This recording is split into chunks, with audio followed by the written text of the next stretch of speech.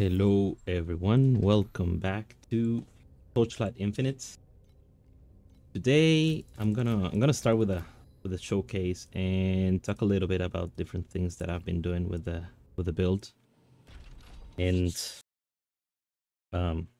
stuff that we've accomplished so far. So this is a 5+ beacon, a T8 deep space, I think it's the name they gave it, which is basically T8 but with 100% increased quantity as a baseline, and the monsters are slightly tougher, they hit a little bit harder, they have more HP. From what I could tell, actually, I almost died there. The offset degrees make the map a little bit tougher than this. It's my impression. Also, these beacons are somewhat expensive, but from what I've seen, they are kind of worth it, especially if you manage to hit the good cards, and the good card being, for the most part, the FE card. I got it today earlier and managed to get around like 130 FE out of it. So it was overall pretty good. I made a lot of changes, so first of all, let's finish this map and we'll go over it. In general, as you can see, defenses seem good enough. I wouldn't say this is a super tanky character to me. So just to define what I think it's a super tanky character is anyone that has played PoE knows about the RF build. Lots of recovery, lots of mitigation. You can basically stand still in mechanics and not die. This character is not it. This character will die. If I stand in the not these beams don't do enough damage, but if I stand when the traveler shows up or any of the watchers shows up on your map and they do a massive AoE attack, I will die from that. But in general gameplay, I don't die often. You can see I'm level 98 already. And I don't really have, I have one mitigation pet, which is, I think, the ferret. Let me show you real quick. So this, I use this. They have this guy and this ferret, level 6, but it's only these two, which is to decrease the amount of experience penalty. And this is the actually important one when you're trying to level to 100. Because you die and then you lose 10%, and 10% is like an hour and a half of farming. So actually this doesn't do a lot for leveling, but these two do. But this is the only thing I have for XP. After I leveled to 98, I decided to just switch to full drops. And don't pay too much mind to this. But what I wanted to show that is, the reason I made it to 98 is because the character doesn't die even when doing 100% quant T8. I don't think I added quant to this map. I was, distracted, but I've been running them with 100% quantity. It's, I think, the only way you can truly make profit out of them. So this doesn't kill me too fast, especially if I'm hitting. Doesn't kill me if I'm hitting, actually. Because we have a lot of regain, but if I stop doing damage, I'll die. Then the Warcry comes to save.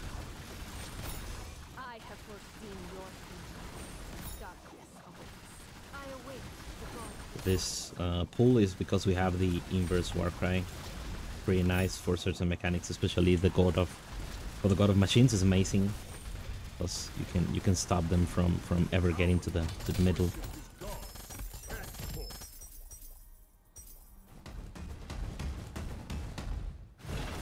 And Get the boss. Dark Surge.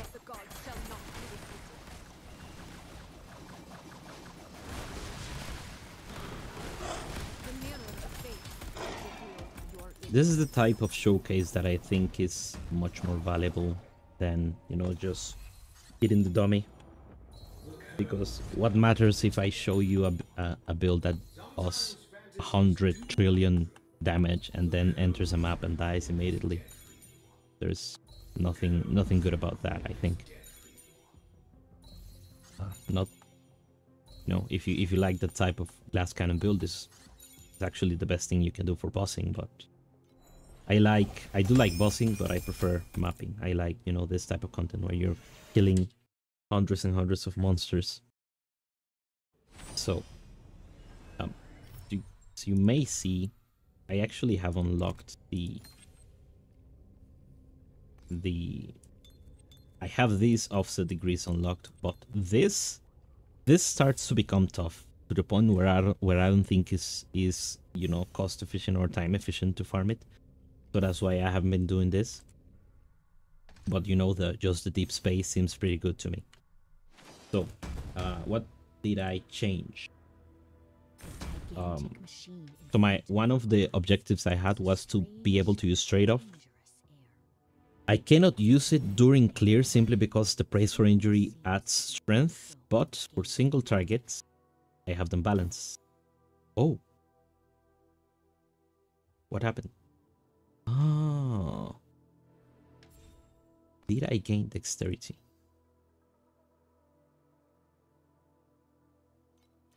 Okay.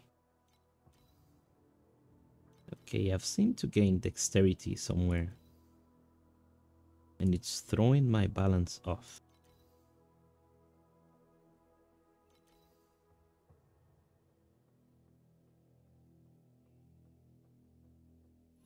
Oh no, I think I know what it is. I think I put too many points in. Did I gain dex or strength? Strength. Okay, so it's probably another point I put in here. So I'll have to switch the points around, or you know, I can try to roll this to grant a little bit more dex. Just one. No, it wouldn't work. I'll have to rebalance that, but I was there. But leveling and I switched some points around, and that seemed to shift me off the balance. But you know, still, trade-off is better than falling leaves, even when your strength is higher than your dex. And if I have them both, it's even better. So that's, you know, that's the goal. This we're still using pretty much the same thing here, running. And on Ranger, you know, nothing's changed. I added a little bit more knockback here. The statue, okay, the statue changed. I'm still, you know, using the same. I don't think I'll be able to switch this pedigree. Maybe if I get like an additional mod here, could be an option, but I don't know. I'll probably have to drop it because it will be crazy expensive. So I added this. I just branded it. I had it sitting there for a while, and I managed to hit these two mods, which are 2 multiplicative values and the additional seal mana. This is still the same. I added this one too, because I wanted more life, a little bit more regen, and I hit the +1, which is a super strong modifier for Whirlwind. You'll see, I have it at +4 already. And this, I was already using this. And you know, the reduction of decay of the order and chaos decay. But you know, most of the changes are on the gear. Did I recraft this helmet from last time? I don't think, no. I don't think the helmet has changed. The body armor changed, definitely. As you can see, it is the same I was wearing. I just crafted it further. I did the upgrade to level 2 active skills. I managed to hit a tier 1 percentage life and some regen. And then through targeted processing, I managed to hit a tier 0 max res. Then added the elemental resistances, which is bad, but you know, hitting this is very, very, very difficult. So I'll probably craft in another base rather than ruining this and just sell this one as it is. Amulet, same. So these gloves, I crafted it. I think I had the Fervor, Erosion Rest, and some life. So I did some prototype, you know, tried hitting something interesting. This is like a tier 3 added. And then I just slammed the +1 melee. It's good enough. Not perfect by any means. I think I can squish a little bit more damage out of the gloves. This didn't change at all. I just use, you know, re-roll the dex. I think the dex was like tier 4. I just upgraded one level of the dex to be able to do the balancing, which I will have to work into again, but you know, it's pretty close. Very close. I don't think it'll be too difficult to do. Recrafted the boots, did I? Just to add more erosion rest to cap it. Ring, I just corroded it, immune to wilt. And the big thing is this. So my previous weapon is still on sale. I don't know if this is too much. I don't think it's too much. Yeah, so this is the previous one, 729, and I'm at 836 now. You know, tier 1 added, tier 1 gear with perfect divine, let's say, and the hybrid tier 0 with +2 channel stacks and steel gear crits. So with that +2, what I managed to change is we're not using channel prep anymore. I also added mark. Turns out, so you have two options. You either add mark to the Thunder Spirit, or you add it to the main link, but you want mark to be 100% uptime because it's 40% crit damage taken. So it's a super strong multiplier. That's why I think it's worth it. You know, it's 30% damage and the multiplier. So it's probably better if you don't have a way to apply it indirectly. Is the best link to have in your main skill. And here you have several options. You have Tendon Slicer, Precision Strike, and Crit Damage. I haven't been able to figure out which one is better because testing damage with Thea is so...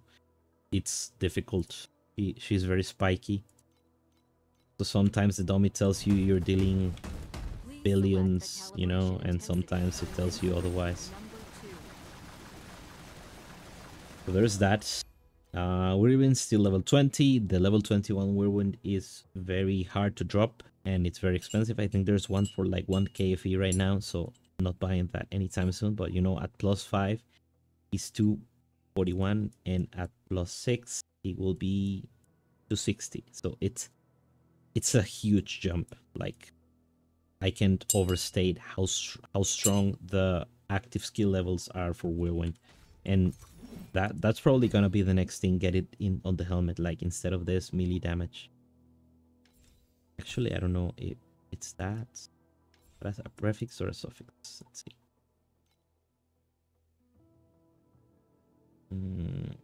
Physical doesn't work. Yeah. So I'll get that on the necklace, and that's gonna be, you know, take the damage way higher.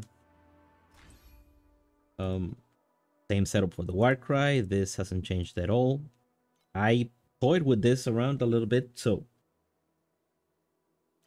Abysmal Hatred here, Steel Conversion here, Steel Conversion here with Burst of Anger, Rejuvenation. I'm like moving between level 15 and level 16 depending on the amount of seal mana I have. The Fearless I already had. I dropped this Precise Weapon Amp. It's not much better. It's actually not better at all for us compared to the regular version, because it doesn't gain anything. What it gains is this thing, the paralysis, but it's already an implicit of the weapon. Now, there could be a case for you to instead craft craft this one, the Griffin Sword. The Griffin Greatsword base. So this base, it's I think it's a God of Machines exclusive. It has higher base damage, slightly lower attack speed, like 10 points less. It's like 0.10 less attack speed and like 10 less crit rating. But the physical damage is way higher. The wolf sword starts at like 120 and this starts at 1.8. It's way higher. So in that case, it might be worth it to use the precise weapon amp, but if not, I wouldn't worry about acquiring a precise weapon amp. Precise fearless is definitely worth it. Precise acuteness is good. I want a precise steadfast because that's percent armor and precise rejuve as well. Precise curse on hit, I dropped it. I actually dropped another one today. Candles, aura effect is very good. I hit this tier 0. So this is a 64% additional damage for a downside that doesn't affect us at all. So all good there. What else? Okay. So the body armor took me like 200 FE to craft. The boots maybe like 50, something like that. Right now, the next things to do would be... I want to level to 100. I've never leveled to 100 a character. I'll be farming a lot of this to still maybe try to buy the relic. See if that's actually worth it. That is something I changed as well. So I was using this. It's a +1 focus blessing and a little bit of additional divine punishment cooldown recovery, but I decided to switch to this after someone from the Discord suggested it. That this setup might be better. And I added the chance to gain agility and tenacity blessing as well here. So still taking care of regeneration. These two came very close, but I think predicted hope is slightly better than predicted sacrifice. But again, Thea is very, very hard to test. I'm using this mod, this 80%, 86% increased damage, more chance to gain blessings for sustain, and again, one of these here, and the critical strike to generate focus blessings. Other than that, I haven't changed that much, but these upgrades alone... Okay, what happened? Where are my auras? Oh, do I have to restart? Yeah, let's restart the zone. With these upgrades, I was already doing deep space yesterday, but today it got a little bit easier to run.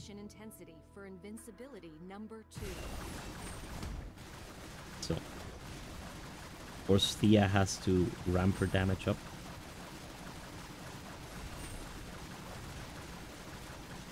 But once it does, I would say that isn't too bad. Also, I forgot I had to switch to this.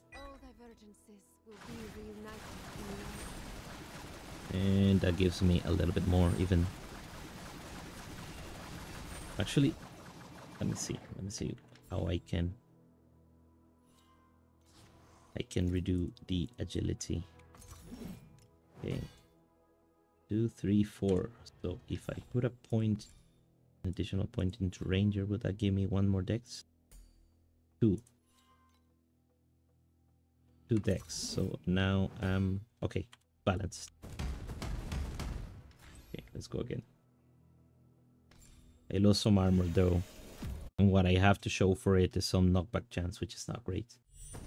Please select the calibration intensity for invincibility number 2. Okay, how much we were doing before? Like 1.2 billion? Charging battery. I don't usually like doing this, you know, standing on the dummy, but just for the sake of having a grasp of how much the build has improved with these changes, you know, the crazy weapon. And I'm not even maxed out. Let me show you this guy I found here. Seems to be playing this build as well. See, he's trailing me, going hard at it. Okay, look at this gear. Max life, lots of armor, so he's doing the right thing there. +2 minimum tenacity blessing resistances, attack speed with main channel stacks here. So he also switched the setup. Charging battery. Channeled. You know, doing Charge complete. Prison hits, doing the Thunder Spirit still setup. Mania, Seal Conversion. Nice candle. So he's running a +1 max candle. So that's why probably had to invest a little bit more using Wind Breath as well. Wind Breath gives a lot of damage. Max out the chance to deal double damage. So it's not terrible. You ideally want to, I think, corrode this so that you can wear it wherever, or there's another good corrosion for this as well. These gloves are a lot of damage, but he's giving up the clear of the explode setup. I don't know if there's explode elsewhere. And went for the focus blessings, although the weapon, you see, the weapon has a lot of work to get to, but you know, this gear is pretty good already. See the slates, quick ritual.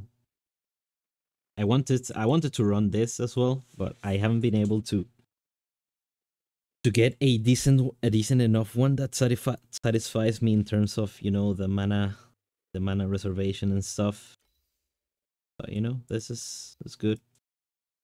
I wonder how much damage this person is doing. You know, if you're watching the video, which I think you are, because you know it's using a lot of the same things, or maybe he just found me in the ladder and just took inspiration. But if you're watching the video, I would like to know how this is resulting. Maybe we can optimize the build further with some of your findings.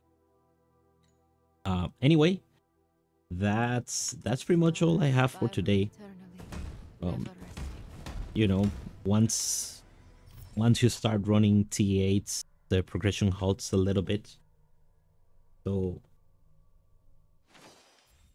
different goals. I'll try to craft one of these, but you know, crafting the weapon is like 600 FEs. And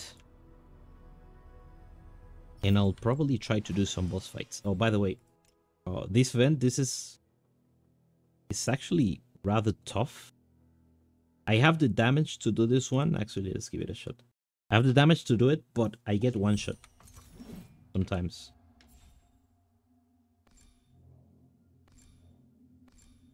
You know, I'll do this just to see if I can complete it.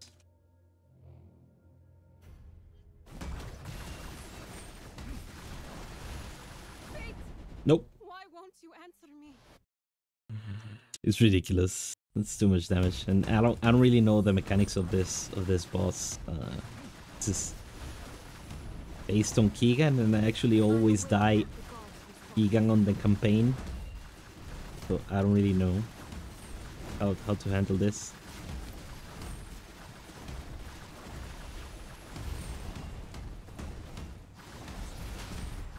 Okay, I know that I have to avoid that.